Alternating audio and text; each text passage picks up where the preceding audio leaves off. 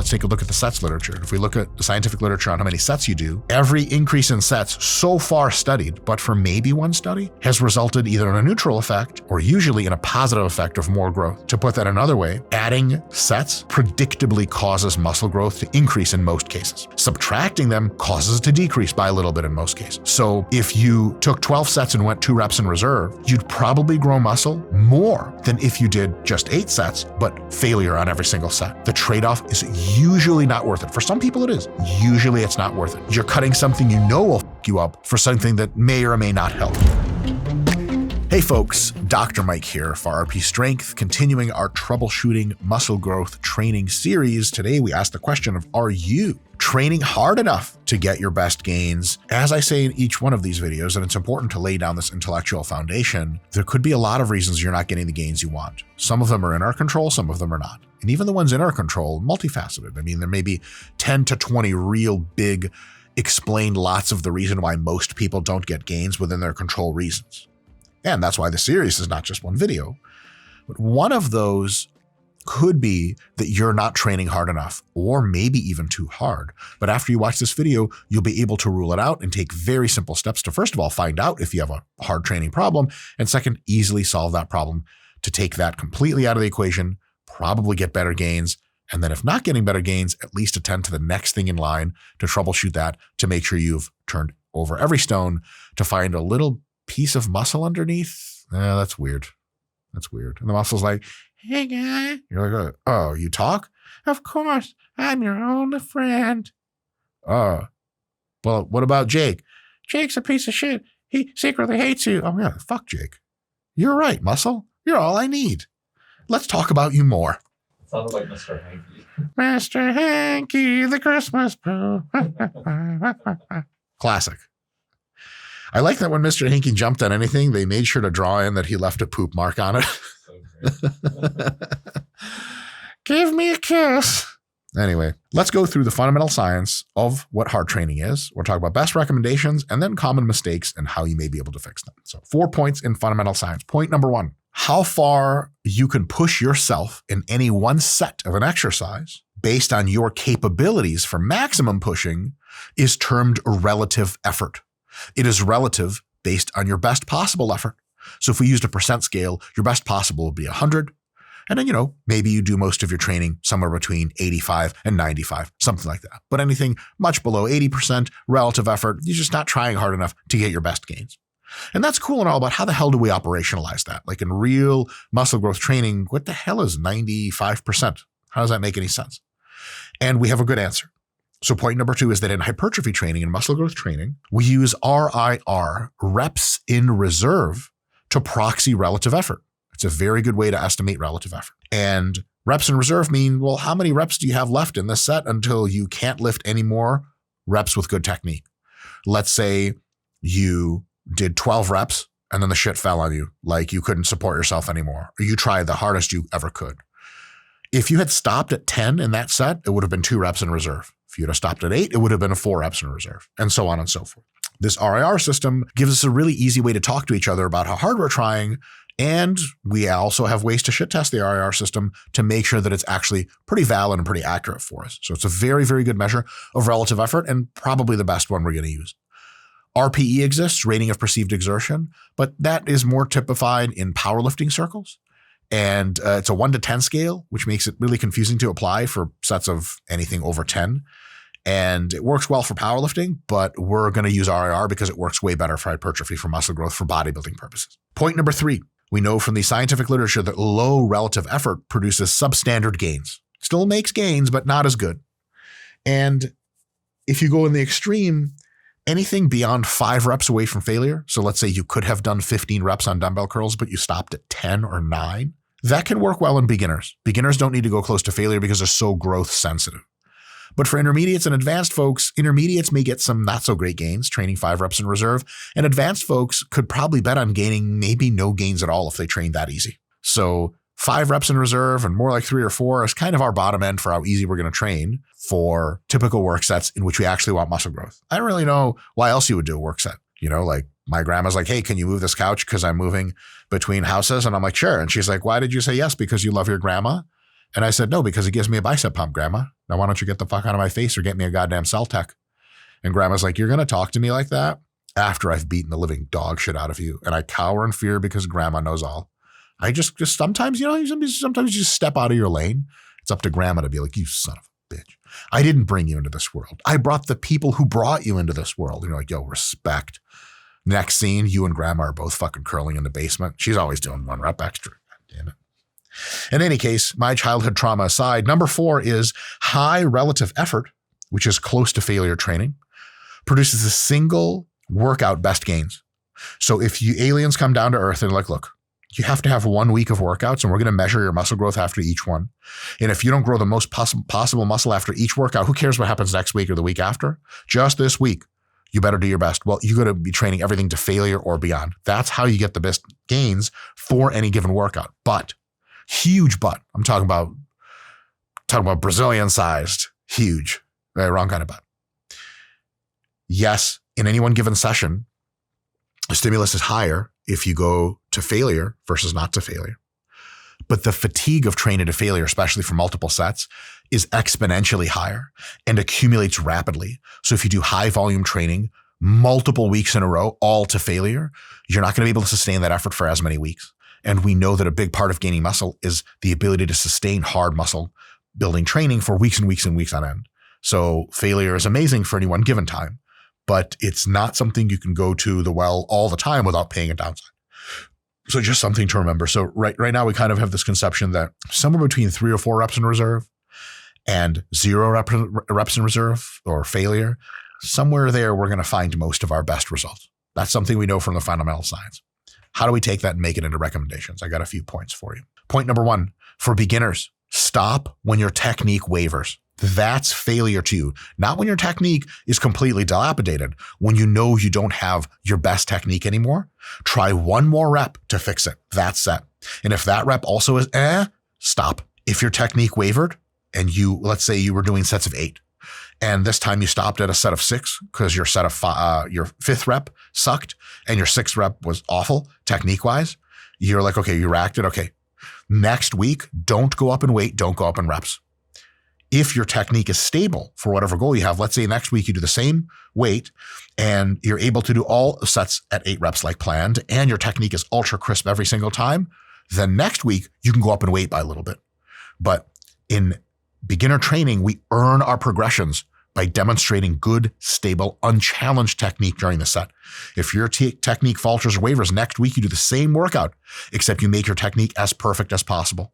That is the best way to train as a beginner because it teaches you how to use good technique for the rest of your career, and just consistency and putting in good technique gets you unreal gains as a beginner. You don't have to go hardcore, extra, super failure. And if you went to super failure, your technique would break down so much, you would actually learn how to train poorly and then end up like, I don't know, half of the bros in New Jersey. Fellas, I'm kidding. Hey, fucking wrong with Jersey. Fuck you. Where you from? Fucking Michigan? Let me list the good bodybuilders from Michigan. Yeah, exactly. Fucking Kellogg. Scott's Video Guy, did you know that Kellogg Corporation is headquartered in Michigan? I did not know that. Yeah. I'm more of a post cereals man myself. I'm kidding. Kellogg's, holy shit. If you guys want to sponsor us, God, I will prostrate my body for you. Cereal covering the whole thing. You guys ever seen my body? It's been described as a work of art by a blind person. Number 2, intermediate recommendations for relative effort. Intermediate should probably be starting every mesocycle, every training program that they start, shooting for about 3 reps in reserve, 3 reps shy of failure on pretty much all work sets.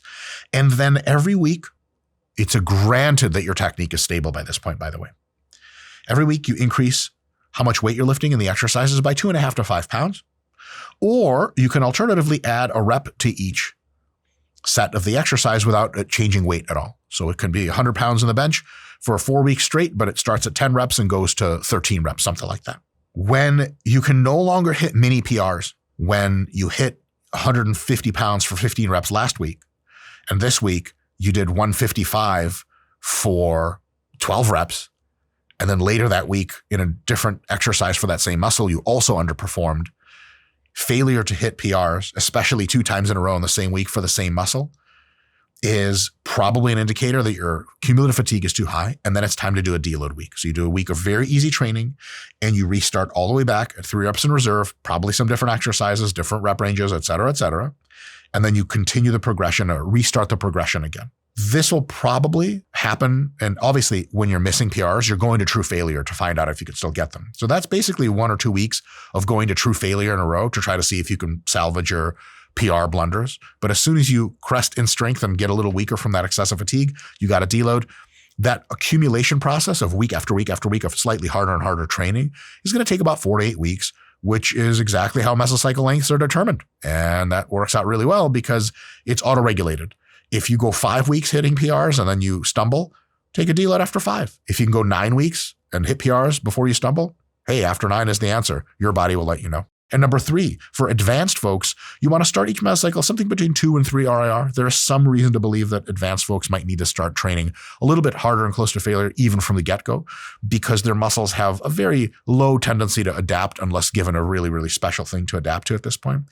And some advanced folks will even progress to beyond failure. And that's not so super sustainable. So you can have a situation where, you have your second to last week as training to failure, and then your last week as failure and beyond. So you get to failure and everything, and then you do forced reps or drop sets or some crazy shit like that. That might be what advanced people need, especially on muscle groups they struggle with. An advanced person doing that for their whole body might never come back to the gym again. But for struggling muscles, going even beyond failure a few weeks in a row could be a good idea. But much more importantly than that is feel out your stimulus to fatigue ratios as an advanced person. What's giving you the best pumps, the best perception of tension, the best consistent gains over time, the best DOMs, et cetera, and the least fatigue of all kinds. And that can be applied to reps in reserve. For me personally, for example, roughly at 2 reps in reserve, on average is where I have my best training. If I go much easier than that, not so much fun stuff happens. If I go much harder than that, I get really, really tired, really fatigued, really beat up from going super close to training real fast, and then I just don't make any progress. After that, I have to deload. So for me, the longest I can hang around in that 3-2-1 RIR area, for me, that's the best. Not everyone's the same. You might be a person that thrives on training closer to failure than that. You might be a person that thrives on training further from failure than that. As a beginner, you don't have to worry about that shit. You just do good technique and only progress if you have good technique. If you're an intermediate, you got to hit failure regularly at the end of every mesocycle just to feel out what it's like and start to learn about your body and get great gains indexed against an objective failure point so you know you're not under training or training not so hard. As an advanced person, you really have to start to figure out what part of the spectrum works for me.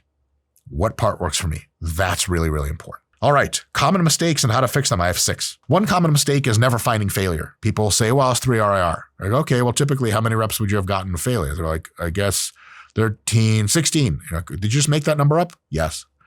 When's the last time you went to failure on leg press? They're like, I don't think I've done that.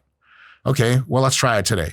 Instead of getting 16 like they thought, they got 23 reps because you were there and you pushed them and they really pushed themselves. And they think about it, they're like, shit, it's been so long I went to failure or anything. I thought I was doing 2 or 3 reps in reserve, but it was really like 5 or 6, which kind of explains why I wasn't getting amazing gains. So if this is you, regularly at the end of most mesocycles, at least a few of your muscle groups should be taken to absolute failure safely with a spotter, with whatever, but you got to fucking try. Because only by taking your shit to failure on occasion do you really objectively landmark your 2 and 3 RIR estimates against a real reference value.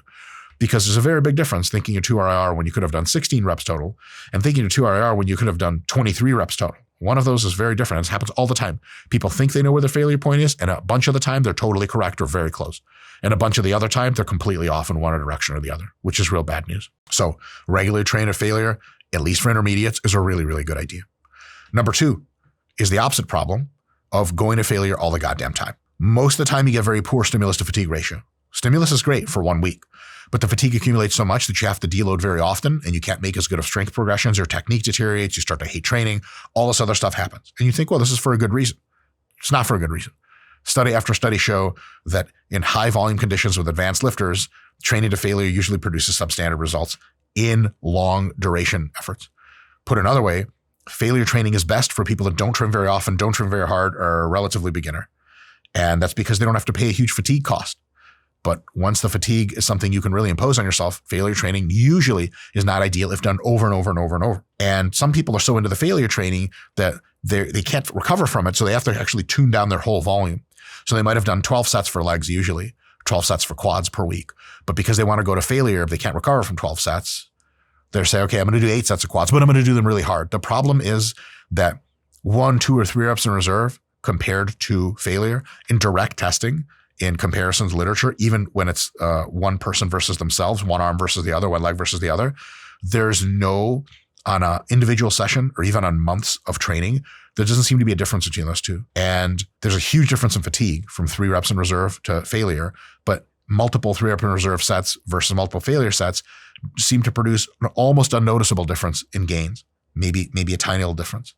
So if you're paying this massive fatigue cost, you're saying, okay, but that's okay, I'll do fewer sets. So hold on, let's take a look at the sets literature. If we look at the scientific literature on how many sets you do, every increase in sets so far studied, but for maybe one study, has resulted either in a neutral effect or usually in a positive effect of more growth.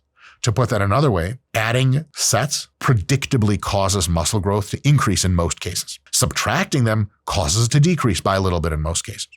So if you took 12 sets and went 2 reps in reserve, you'd probably grow muscle more than if you did just 8 sets, but failure on every single set. The trade-off is usually not worth it. For some people it is. Usually it's not worth it. You're cutting something you know will fuck you up for something that may or may not help, right? That's a bad deal. That's a bad deal, and we don't want to do it in most cases. Now, most people, the reason they train to failure is for ego purposes. I got something to prove, or for fun because it's fucking warrior shit and it's awesome. They don't usually do it for results optimization. Even when they say it's for result optimization, that's usually a rear guard attack against people being like, isn't that suboptimal? They're like, no, it's fucking optimal because like growth or whatever. Don't worry, they haven't thought much about that. People who advocate training to pure failure usually come from a more emotional place, no disrespect, and less of a logical place. And there's time for emotion, there's time to failure for failure training, but maybe not all the time. That's my contention here. Weight loss can get very complex. Dozens of food groups, meal timing, specific supplements, the whole gamut. At RP, we have helped over 100,000 people get into their lifetime best shapes. And we learned how to simplify the dieting process so much that the whole diet you can use to get in your best shape only takes up 1 page.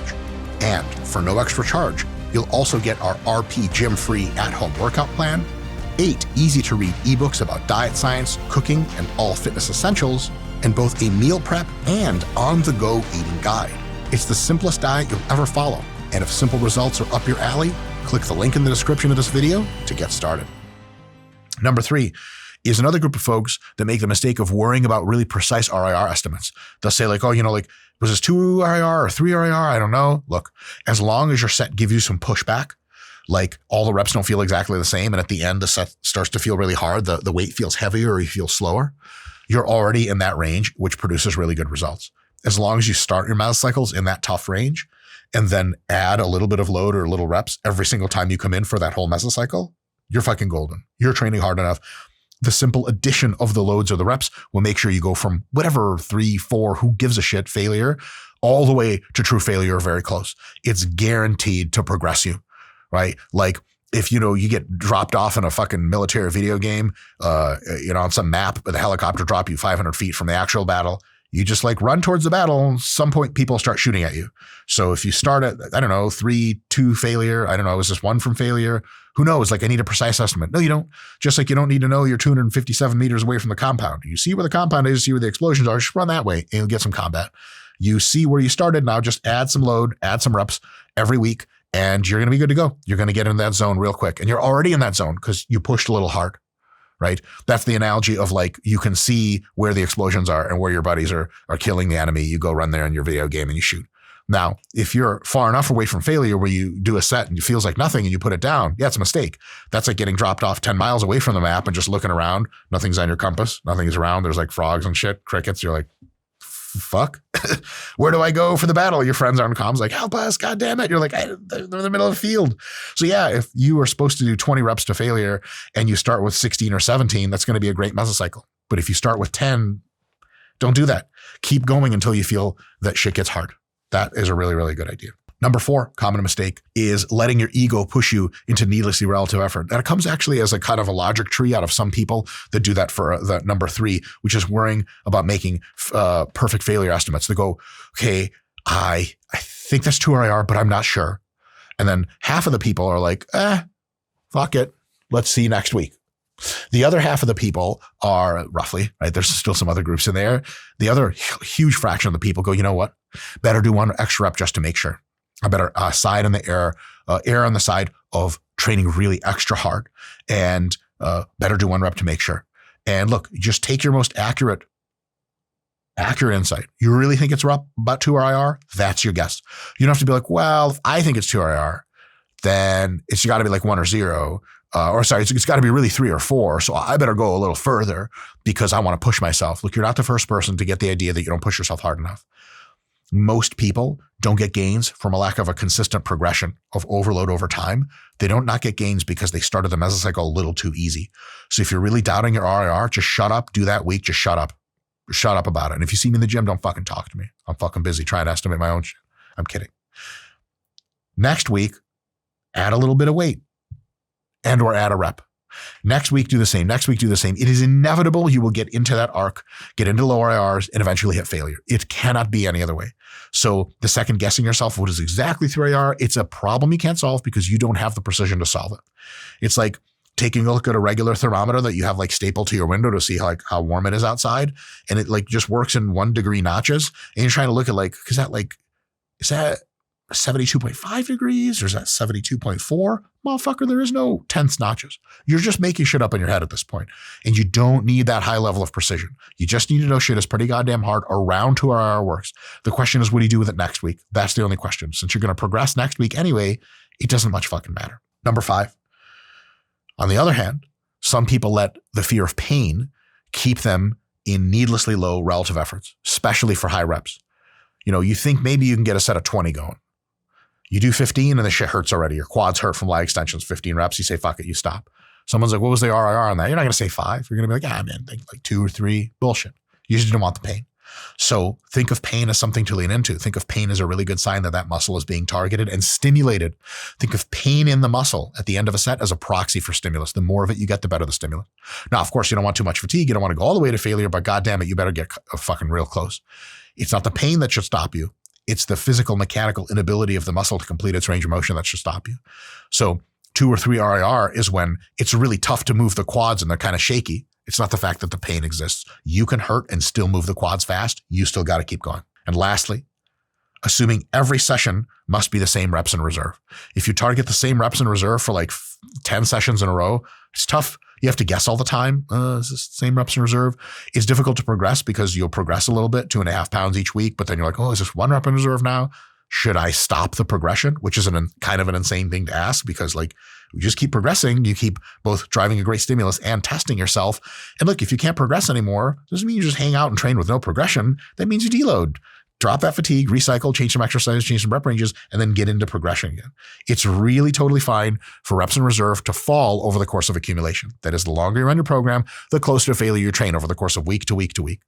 It doesn't have to be the same every time. And some people just like, 2RIR, this mesocycle. Needless. It can work for you, but it can also give you a lot of problems, especially thinking about like, am I going hard enough? You'll only ever know if every time you come into the gym, more or less, you challenge yourself just that little bit more. You start out when the shit is really tough and you challenge yourself a little bit more all the way until you can't PR, deload, recycle, repeat. And that's really kind of the last word on that. Let me know if you guys have any questions and we'll see you next time for the next video.